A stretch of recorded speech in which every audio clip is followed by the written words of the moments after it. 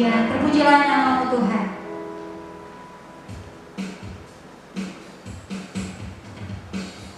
Boleh di rumah di sini juga tangannya buat Tuhan Yesus. Amin.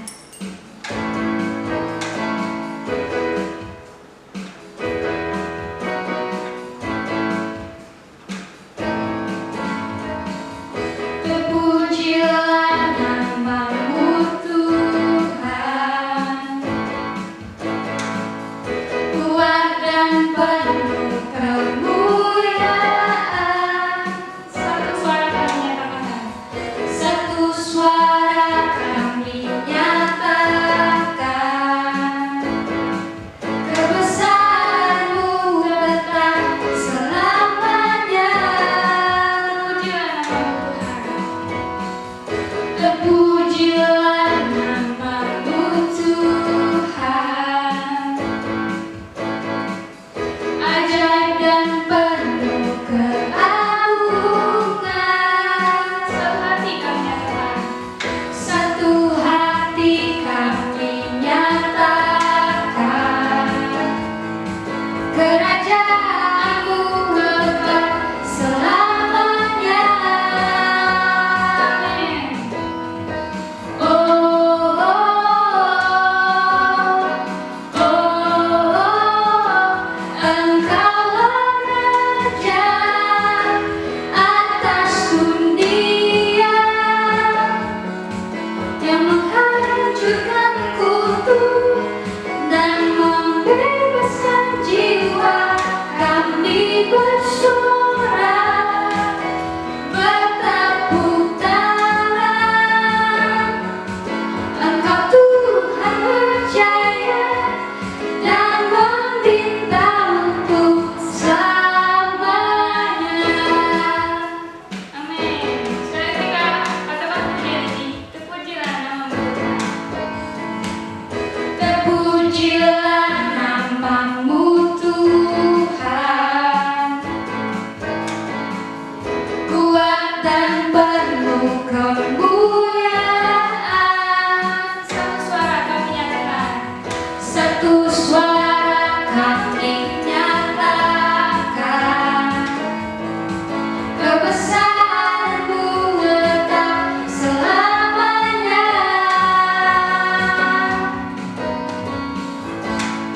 Oh, oh, oh, Engkaulah Raja atas dunia, yang menghancurkan kutu dan membebaskan jiwa. Kami bersorak, bertepuk tangan. Engkau Tuhan berjaya dan meminta untuk selamanya. Sekali lagi, dan meminta untuk selamanya, dan meminta untuk selamanya.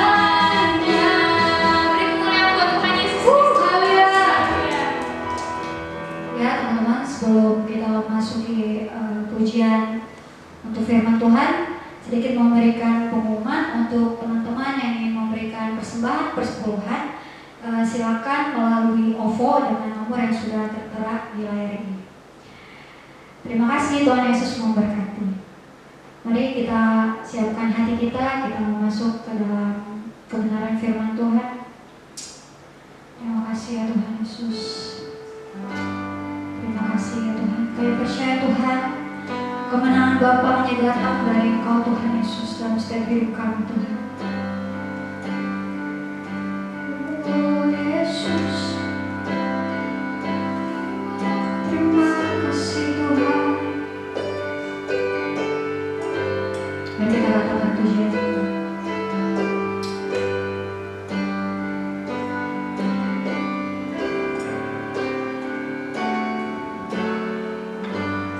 Ku menyembah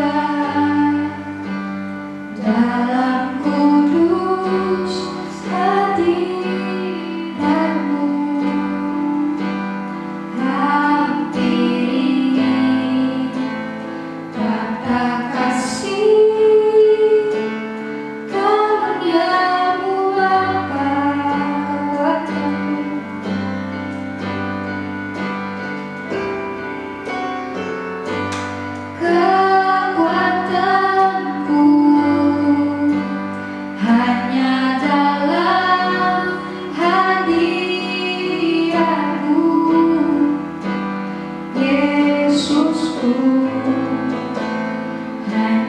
Kaulah segalanya.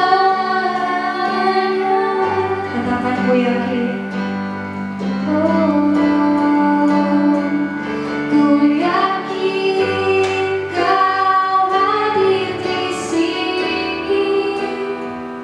Ku rasakan kuasa yang tak terbatas. Ku yakin Kau nyata di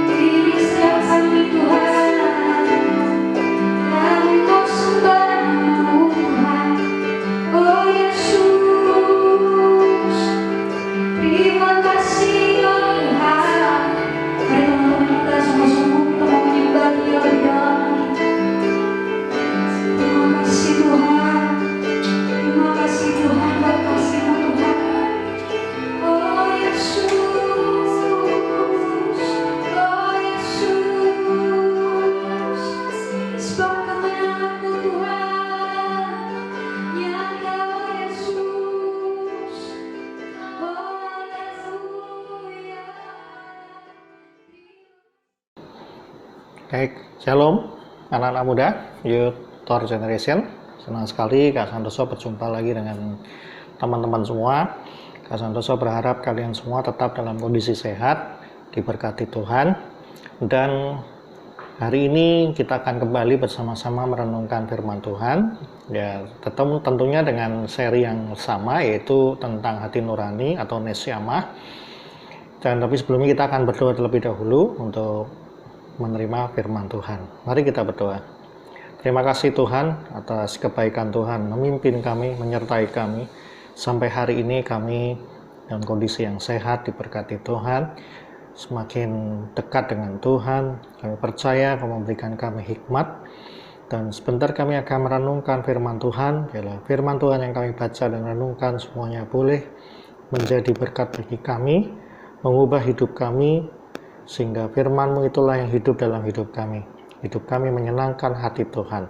Kembali kepada ciptaan yang pertama. Terima kasih Tuhan. Di dalam nama Tuhan Yesus Kristus kami berdoa dan naikkan syukur. Bersama-sama kita katakan, amin. Baik, hari ini kita akan membahas tentang hati nurani atau nesyamah.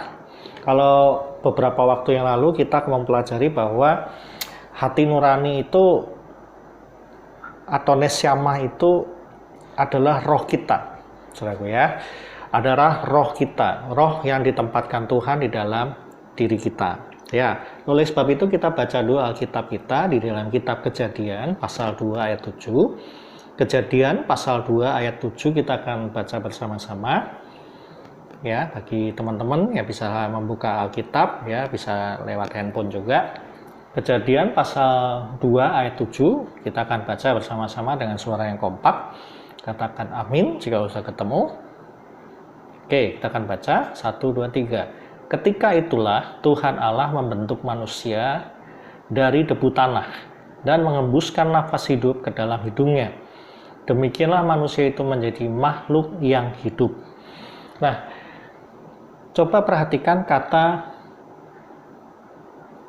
Allah membentuk manusia itu dari debu tanah dan mengembuskan nafas hidup. Nah, ini menarik saudara.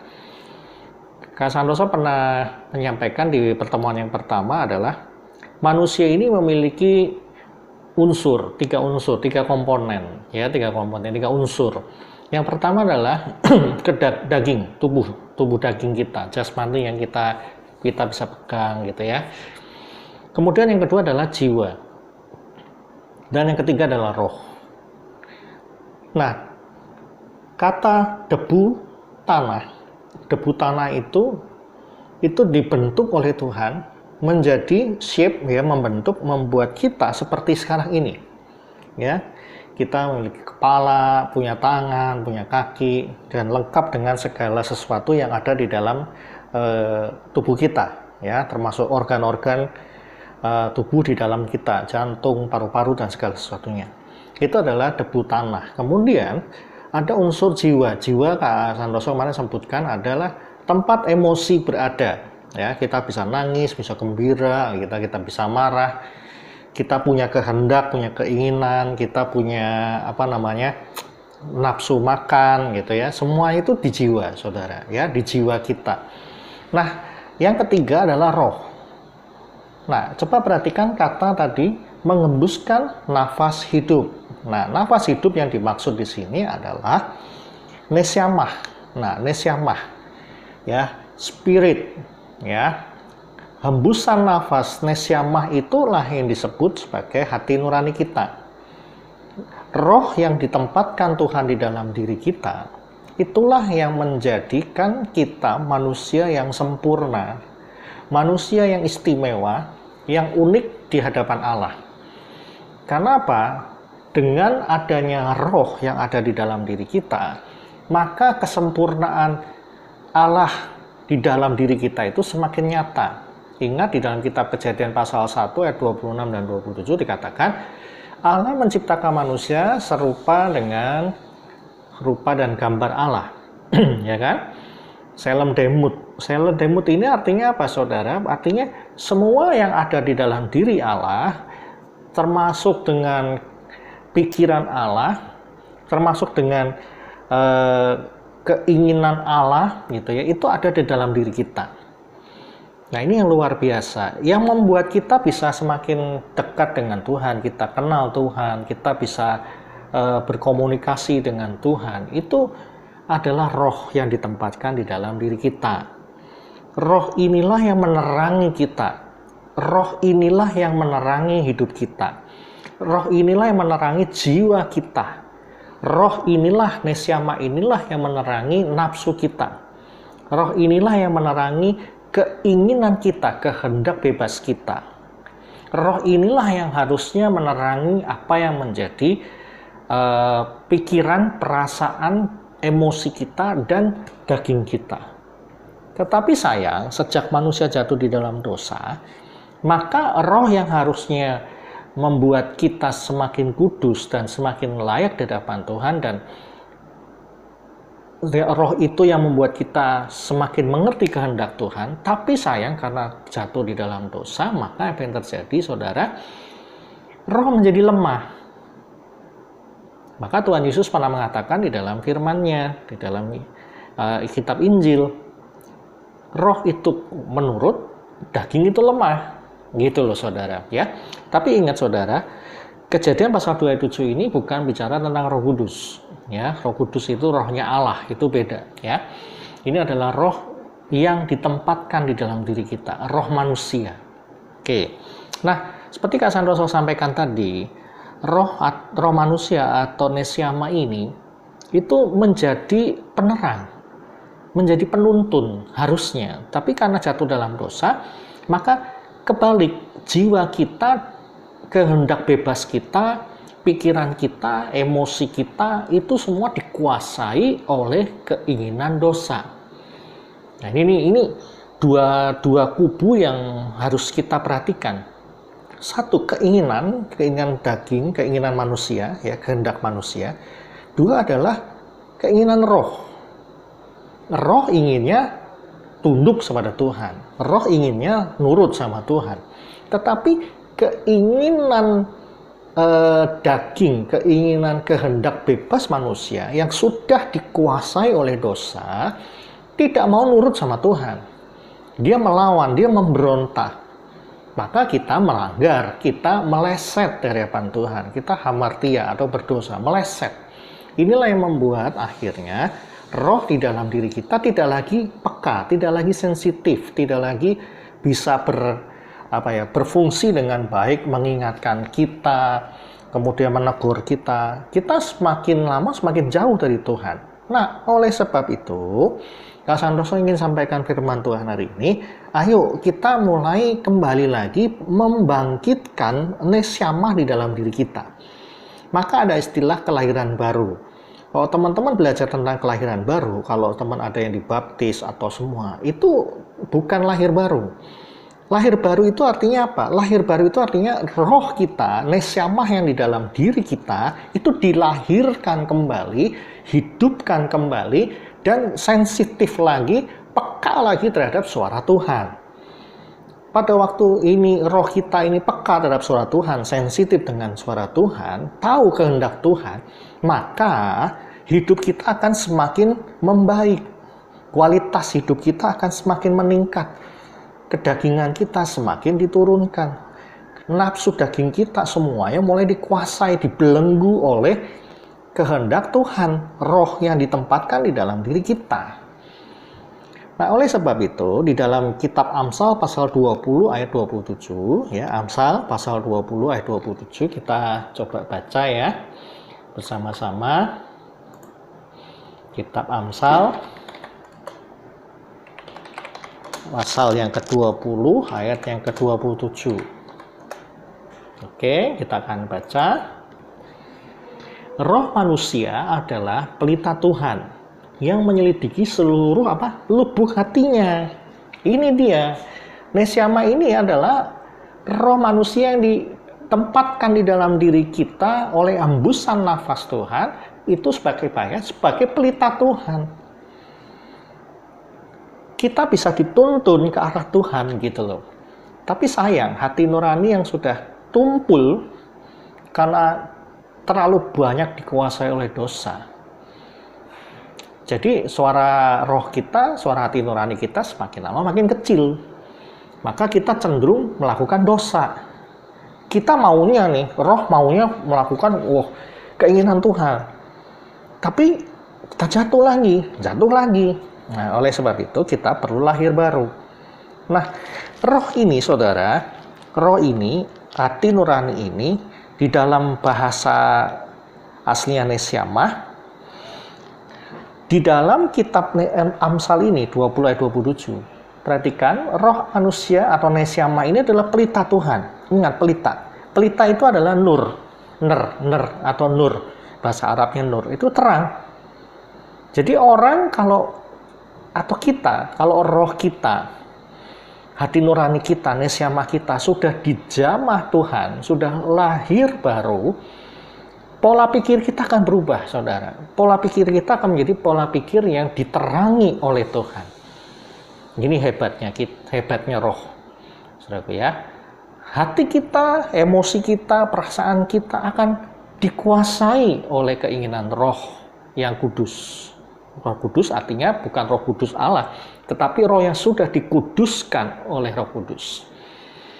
Jadi saudara aku kasih di dalam Tuhan Yesus Kristus, di dalam kitab Roma pasal 12 ayat 2, ya, kita baca saudaraku ya, kitab Roma 12 ayat 2. Sebentar. Ya. Di dalam kitab Roma pasal 12 ayat 2 dikatakan, janganlah kamu menjadi serupa dengan dunia ini, tetapi berubahlah oleh pembaharuan budimu. Cara berpikir gitu loh, sehingga kamu dapat membedakan mana kehendak Allah, mana yang tidak, mana yang baik, mana yang enggak. Karena memang roh inilah yang membuat kita, pikiran kita terang, perasaan kita terang, emosi kita terang, akhirnya daging kita ini semakin dimatikan. Nah, saudara, oleh sebab itu, mari Kak Santoso ajak kalian semua untuk mengerti rahasia firman Tuhan ini, bahwa hati nurani itu adalah roh yang ditempatkan Allah di dalam diri manusia. Oke, nah pertemuan-pertemuan berikutnya kita akan membahas apa sih fungsinya hati nurani itu, roh itu, gitu ya.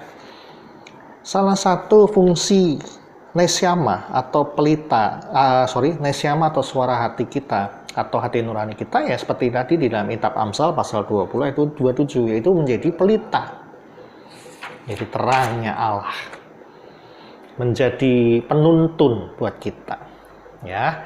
Nah, nanti kita belajar apa itu fungsinya daripada hati nurani gitu ya, cara kerjanya bagaimana gitu ya. Nanti kita akan sambung di pertemuan berikutnya. Ya, Tuhan Yesus memberkati kita. Kak Santoso harap kalian semua tetap dalam kondisi sehat. Sekali lagi, jalankan protokol kesehatan. Bagi yang online, sekolah online, ayo semangat, tetap semangat, jangan bermalas-malasan. Yang bekerja hati-hati tapi tetap semangat. Ya, mari kita berdoa untuk firman Tuhan sekaligus kita akhiri firman Tuhan pada hari ini.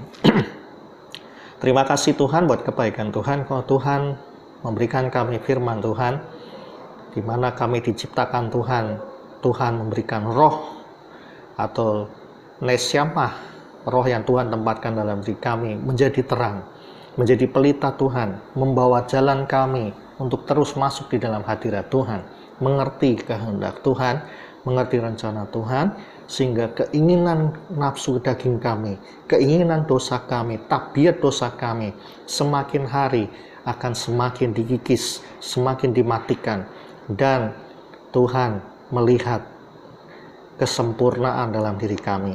Lahirkan roh kami Tuhan, bila roh kami mengalami perjumpaan dengan Roh Kudus, Allah menjamah kami, pola pikir kami, perasaan kami berubah. Terima kasih Tuhan memberkati Youth Third Generation, memberkati sekolah kami, pekerjaan kami, memberkati kesehatan kami, memberkati orang tua kami, apa yang dikerjakan, toko usaha mereka diberkati Tuhan, memberkati hamba-Mu Om Denny beserta keluarga sebagai gembala sidang kami, memberkati pengurus Third Generation Tuhan, memberkati staf yang ada, memberkati juga Tuhan untuk GBI Pamulang 2. Terima kasih Tuhan Yesus. Kami mengucapkan syukur buat firman Tuhan hari ini. Pertemukan kami pada pertemuan berikutnya. Tuhan menyertai kami. Terima kasih Tuhan Yesus. Mari teman-temanku yang kasih di dalam Tuhan, kita akan menyelesaikan pada hari ini dengan berkat dari Allah Bapa, kasih sayang Tuhan Yesus Kristus, serta persekutuan Roh Kudus menyertai kita mulai hari ini sampai selama-lamanya. Di dalam nama Tuhan Yesus Kristus kami berdoa dan akan syukur. Bersama-sama kita katakan, amin. Ya, Tuhan Yesus memberkati kita. Sampai berjumpa lagi. Shalom.